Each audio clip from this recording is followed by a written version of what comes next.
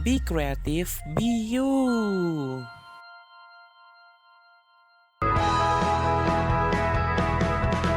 Creative people, jangan pernah takut buat mengejar segala mimpi. Dan jangan pernah pesimis ya, creative people. Karena kita percaya, aku bisa. Kalau aku bisa, kamu pasti juga bisa.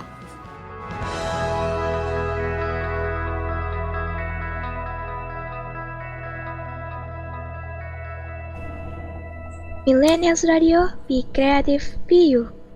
Selamat malam creative people. Apa kabarnya nih?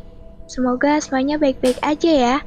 Buat kamu yang lagi kurang sehat, jangan lupa minum obat, istirahat yang cukup, dan lekas sembuh, supaya bisa seru-seruan lagi bareng creative people semua. So, another Monday bersama aku, Mas Viro dari Surabaya, Dan aku Bagus Satrio dari Bekasi. yang bakal nemenin malam Selasa kamu di Aku Bisa. Dan seperti biasa, aku bakalan nemenin creative people semua selama sejam ke depan. Di Senin malam ini, aku mau ajak creative people ngobrol-ngobrol santai tentang pain to gain. Rasa sakit menuju sukses. So, jangan kemana-mana, stay tune terus di program kesayangan kamu, di Aku Bisa. Kalau aku bisa, pasti kamu juga bisa. Aku Bagus Satrio dari Bekasi, lagi menemani kamu di Aku Bisa. Kalau aku bisa, pasti kamu juga bisa.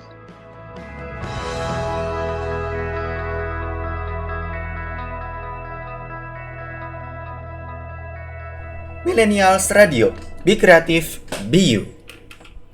Pertama-tama aku mau bahas tentang salah satu pembalap F1 yaitu Charles Leclerc, yang mana dia salah satu pembalap yang terkuat ya sebetulnya saat ini di Formula One. Dan dia balap buat tim Ferrari, ya tim bersejarah dan tim favorit aku juga. Dan bisa dibilang salah satu yang paling bertalenta sebetulnya creative people.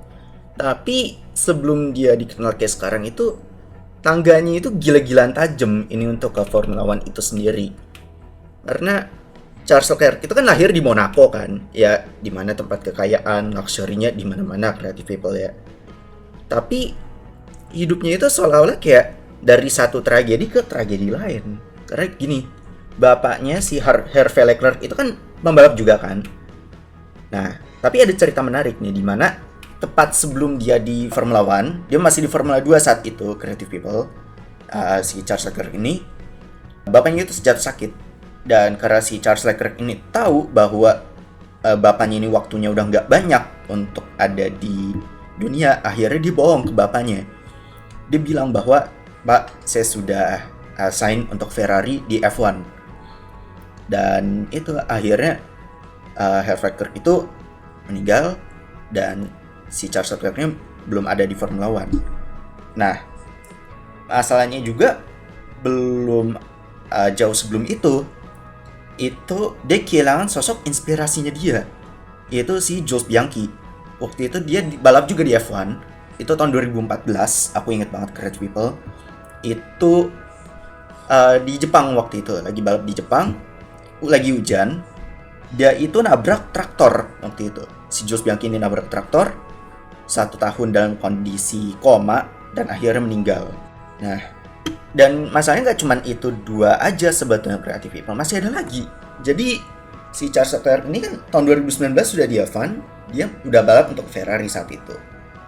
Nah, tapi di Formula 2 ada temannya Charles Leclerc ini namanya Antoine Hubert.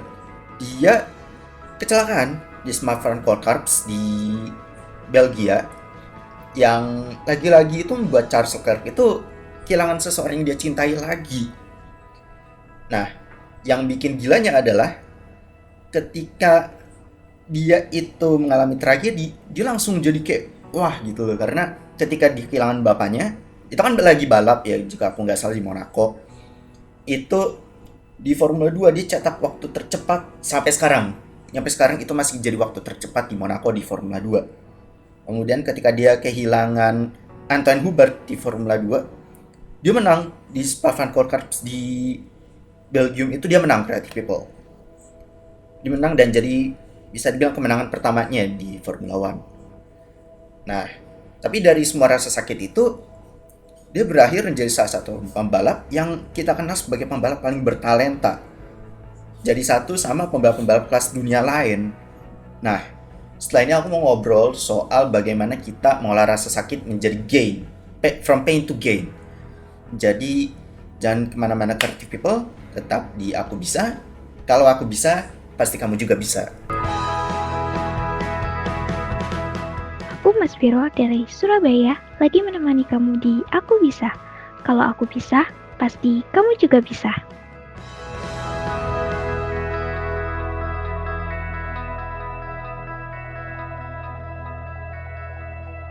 Millennials Radio, be creative, be you. Oke, jadi aku udah ngobrol tentang latar belakang kita kali ini, tentang Charles Leclerc sendiri.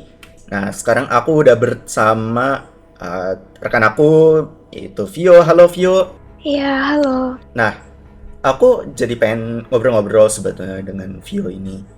Vio itu pernah nggak sih ketika kayak mengalami semacam tragedi gitu, dimana ketika kamu lagi mencapai sesuatu, kamu itu merasa kayak tangganya kok berat, kok ada aja tragedi yang datang gitu, pernah nggak, Vio?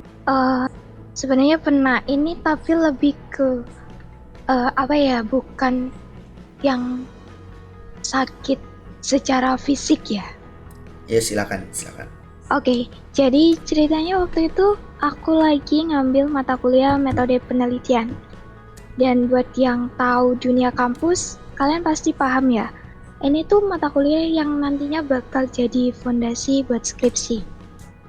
Penuh teori yang kadang bikin kepala mumet kan. Ya. Jadi waktu itu tuh aku ngambil mata kuliah itu tuh sambil magang. Jadinya mungkin waktu itu fokus aku kebagi kali ya.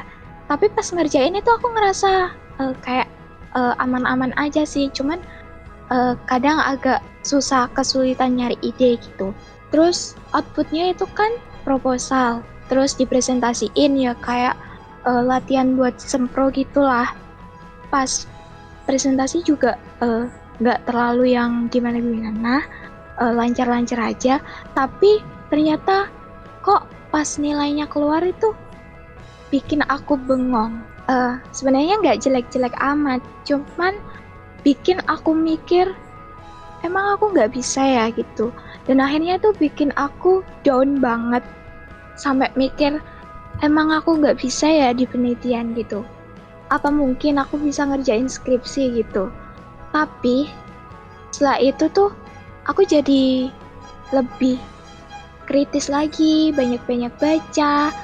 Terus suka nanya ke teman-teman yang lain.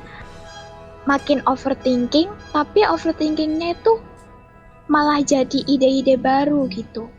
Lalu pelan-pelan aku ngerti cara mikirnya penelitian itu gimana, alurnya. Pelan-pelan aku tahu nyari masalah, nyusun rumusan masalah, terus lihat fenomena dan narik data gitu. Itu semua itu nggak dilihat orang lain gitu. Orang cuma lihat di akhir doang, sampai akhirnya masuk ke proposal skripsi itu. Dan itu momen ketika semua pain kecil yang dulu bikin aku down tiba-tiba klik, kayak puzzle yang selama ini berantakan akhirnya nyambung gitu. Pas sempro semuanya lancar, dari pas nyusun lancar, makin lancar, terus nilainya juga yang keluar sesuai sama yang aku harapin gitu sih. Oke, jadi kamu kan tadi cerita ya kayak tadinya mata kuliah kok nilainya rendah, kemudian akhirnya berjuang gila-gilaan dan akhirnya berhasil. Nah, itu ada nggak sih perasaan dimana aku nyampe gak ya di titik ini? Aku nyampe gak ya nanti sampai titik ke depan gitu?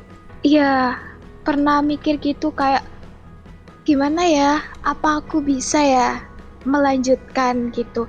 Sekarang aja masih tahap awal aku ngerasa nggak bisa, gimana nantinya gitu. Tapi sekarang ya, setelah melalui itu semua aku jadi ingat satu teori tahu. Gimana tuh? Coba jelasin. Jadi ada teori namanya The Four Burners Theory, teori 4 tungku. Pernah dengar nggak kak?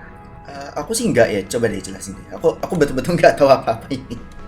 Coba jelasin. Oke, ini tuh aku baru dapat baru-baru ini sih. Tapi ternyata kalau disambungin ternyata nyambung banget. Jadi ini tuh konsep yang menyatakan bahwa kehidupan manusia itu diibaratkan kayak kompor dengan 4 tungku. Oke. Keluarga, teman, kesehatan, dan pekerjaan. Dan gasnya itu sendiri ya kita sendiri. Untuk menjadi sukses di satu bidang, kita harus mematikan atau mengorbankan salah satu tungku. Dan untuk menjadi benar-benar sukses di satu bidang, kita harus mematikan 2 tungku. Karena waktu dan energi kita itu terbatas buat memberikan 100% pada semua aspek. Jadi kita tuh nggak bisa benar-benar semuanya kita dapatkan dalam satu waktu gitu. Jadi harus mengorbankan salah satu untuk menjadi lebih sukses gitu sih. Oke, jadi kaitannya teori ini dengan cerita kamu sebelumnya itu gimana nih? Aku belum nangkep nih. Aku belum dapet full picture-nya ini. Oke, jadi kita kan nggak bisa nyalain semua tungku full panas sekaligus. Jadi harus ada yang diredupkan supaya yang lain bisa menyala sempurna kan. Oke. Proses yang sakit itu butuh pengorbanan. Jadi mustahil berkembang tanpa mematikan atau meredupkan sesuatu. Nah, dari ceritaku tadi, aku kan fokus ke proposal ya. Nah, berarti sosial aku redupin. Aku kan mematikan tungku sosial aku biar nggak banyak bersosialisasi sama orang lain, biar aku fokus nyusun proposal. Sedangkan pas aku ambil mata kuliah metode penelitian kan aku sambil magang tuh. Nah aku kan berarti masih menyalahkan tungku sosial. Makanya di metode penelitian nilainya kurang.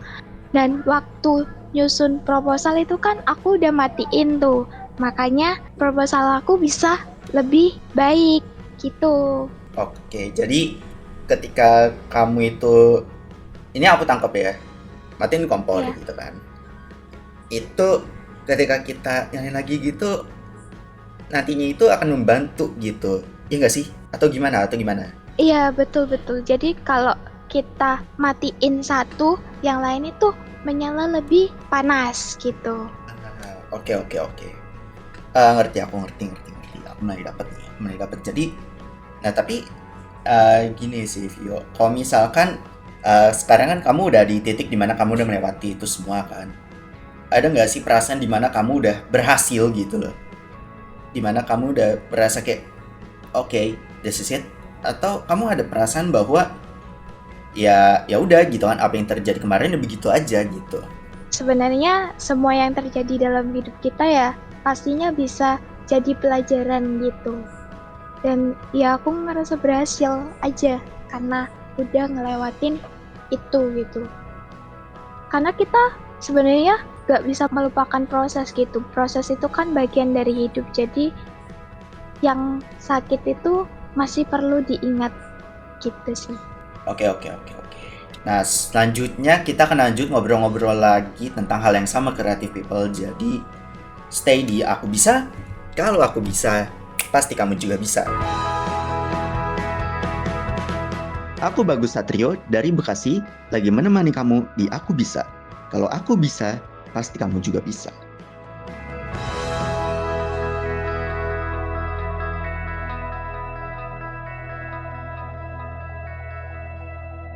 Millennials Radio, be creative, be you. Oke, creative people, jadi sekarang kita masih lanjut ngobrol-ngobrol soal pain to gain. Oke, kalau dengar kata pain to gain, apa sih hal pertama yang Kak Bagus pikirin tentang itu? Kalau kita mau mengartikan ke dalam istilah bahasa ya, pain to gain itu kan istilahnya dari rasa sakit menuju kesuksesan kan. Nah, tapi kalau menurut aku, pain to gain itu istilahnya begini. Ketika kita di tangga bawah, kita akan ngerasain dulu nih rasa sakit ya semua. Nanti begitu kita udah di atas, kita ngerasain bahwa hal-hal menyakitkan yang tadi itu semuanya udah lewat ya. Tiba-tiba aja udah lewat dan akhirnya kita udah di titik dimana kita mau berada di situ gitu, Vio. Oke. Nah, pastinya Kak Bagus juga pernah ngalamin hal tersebut ya. Boleh dong diceritain. Oke, ini sih mungkin agak close ya, karena aku tidak pernah ngalamin yang betul-betul dari wah rasa sakit yang gimana banget akhirnya aku akhirnya jadi sebuah kesuksesan yang sama gitu, enggak sih. Tapi aku akan cerita yang mirip-mirip. Jadi aku kan punya hobi ya, salah satu hobinya itu kan go-kart. Aku karting ya, balap sana sini. Sebetulnya itu semua tuh aku mulai karena selalu punya masalah. Jadi katakanlah aku ada masalah kuliah, katakanlah masalah kuliah di mana mungkin performa nurun gitu kan, IP nurun. Ya udah aku ke tempat go-kart, aku tuang semua di situ, betul-betul gasnya aku injek kencang, dan biasanya aku itu mencapai rekor waktu biasanya. Nah, mungkin juga aku kan pernah pacaran juga ya, creative people ya, kemudian putus. Ya kalau putus ya aku ke tempat go-kart, aku istilahnya itu buang semua rasa sakit itu. Dan istilahnya itu ketika aku tahu bahwa aku itu mencapai rekor waktu, itu tuh ada perasaan dimana oke, this is it. Aku wah gitu loh. Oke, jadi ketika ada masalah di hal lain itu larinya ke go-kart gitu ya? Yes, betul. Nah, dari cerita tadi, kisah Kak Bagus itu setelah melalui itu semua, sekarang perasaannya gimana? Aku sih jujur ya, kan aku tadi bilangin bahwa kalau misalnya ada masalah aku pergi ke tempat go-kart, aku balap dan mencetak rekor waktu. Itu tuh lebih ke cerminan gitu loh, bagaimana aku buang masalah. Kita buang masalah dengan hobi.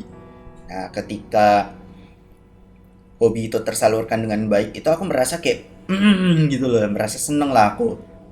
Nah, aku tuh bisa dibilang ada ngerasa ini gitu ya, dari rasa sakitnya aku dapetin itu bisa jadi fuel, itu bisa jadi bahan bakar buat aku tuh jadi lebih baik sebetulnya. Oke, jadi kalau aku simpulin, pelajaran terbesarnya itu bahwa rasa sakit itu bisa jadi bahan bakar untuk hal lain ya. Ya, bisa disimpulkan begitu. Iya, jadi ini ya nyambung-nyambung lagi sama teori yang tadi nih ya kan. Kita harus mematikan satu tungku untuk menyalakan yang lain, mengorbankan sesuatu untuk hal lain gitu. Ya, bisa. Nah, mungkin ini terakhir kali ya. Kalau ada pendengar yang lagi berada di fase yang paling sakit di hidupnya, ada nggak sih pesan buat mereka gitu, yang pengen Kak Bagus sampein ke mereka gitu, biar tetap semangat? Kalau aku sih akan selalu mengatakan begini, bahwa ketika kita mengalami rasa sakit, gunakan rasa sakit itu tuh ya buat jadi pompa pacu aja. Istilahnya tuh gak usah jadi baper, kemudian lari kemana. Aku bukan menggampangkan ya, tapi ini dari experience aku sendiri. Rasa sakit itu menurut aku ya ampuh loh. Untuk mendorong kita itu ampuh loh rasa sakit itu. Oke, creative people, kita udah ngobrol-ngobrol, tapi jangan kemana-mana, stay tune terus, tetap di Aku Bisa. Aku Bagus Satrio dari Bekasi, lagi menemani kamu di Aku Bisa. Kalau aku bisa, pasti kamu juga bisa.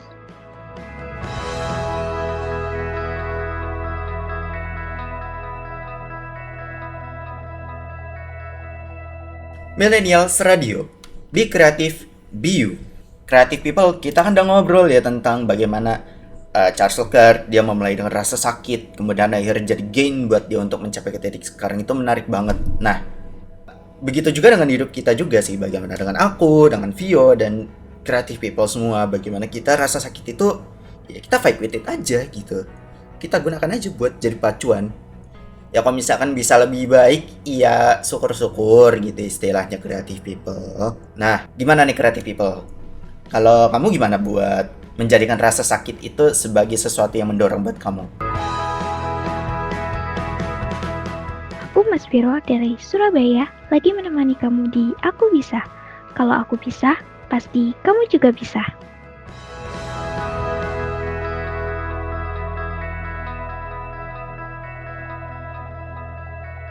Millennials Radio, Be Creative, Be You. Wah, gak kerasa ya creative people. Ternyata udah 1 jam berlalu dan waktunya udah habis buat aku nemenin kamu.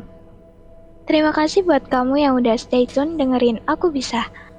Kalau kamu ketinggalan keseruan hari ini, just langsung dengerin lagi di Millennials Radio Podcast di Spotify, Noise, dan YouTube channel Millennials Radio. Dan jangan lupa follow semua sosial media kita di X @millennialsradio, Instagram @millennialsradioid, YouTube dan TikTok kita di @millennialsradio, serta LinkedIn kita di Millennials Radio. Dan yang mau mutualan atau sekedar sharing-sharing sama aku juga boleh banget. Feel free to hit my DM di @fvof. Atau Instagram aku di @mbs.50. Alright creative people, sekarang waktunya aku pamit undur suara. Tapi jangan khawatir, karena minggu depan di jam yang sama dan acara yang sama, aku masih tetap nemenin malamnya creative people dari jam 7 sampai jam 8 malam.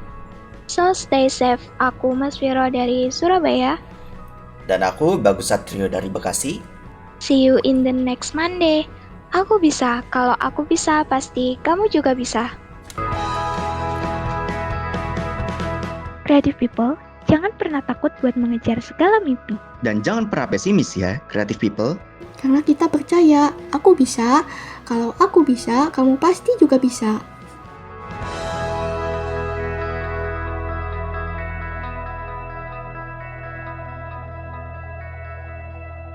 Program ini diproduksi oleh Millennials Radio. Be creative, be you. A part of A Media, beragam, bermakna untuk Indonesia.